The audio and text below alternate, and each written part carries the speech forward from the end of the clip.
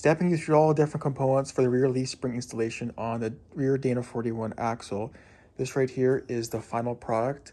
It's already been installed. The right side is the exact same steps. So I'll just show you how to do one side, and then going through the board of all different parts. Starting at the top of the board, this is the rear leaf spring. This is a 9-leaf spring, and it's counted with 9 leaves. So just count from the bottom up to the top, and it counts to 9.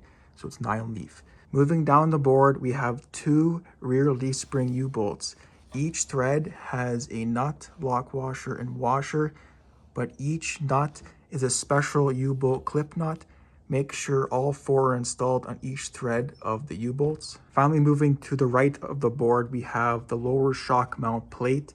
It's critical we get this installed correctly. The lower shock mount plate needs to be installed in the correct position and orientation before we install the leaf spring that's mounted to the mount on the Dana 41 axle.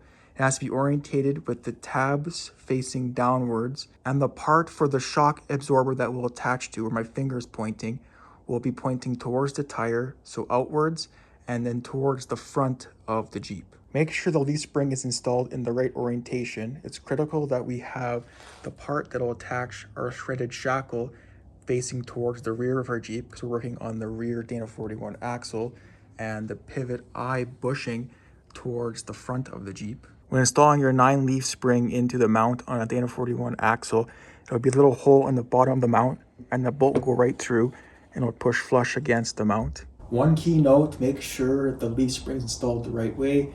Have your pivot eye bushing towards the front of your Jeep as we're working on the rear Dana 41 axle. One key note, please ensure that you have your leaf spring installed the right way. The pivot eye bushing will be towards the front of your Jeep, while the threadable shackle side will be towards the rear of your Jeep as we're working on the rear Dana 41 axle.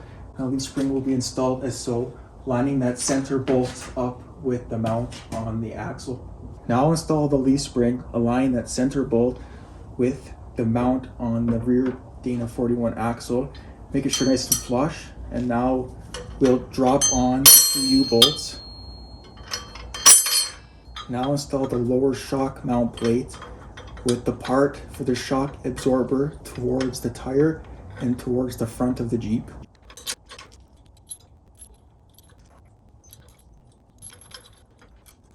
It's nice to have a helping hand when you put these on, because the leaf spring does have a bit of weight to it.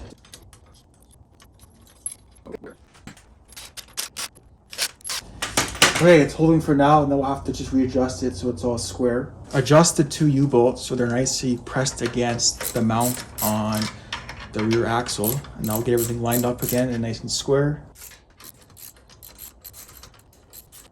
The passenger and driver side leaf spring installation is fully complete. It's mounted to your rear Dana 41 axle. The next step is to mount the rear Dana 41 axle and leaf spring assembly onto our 1947 CJ Toy Willys Jeep. Watch this video, learn how to do it. So we're going to just use a trusty old creeper to roll that axle underneath the Jeep. So you don't want to miss that one. Subscribe. Thanks a lot.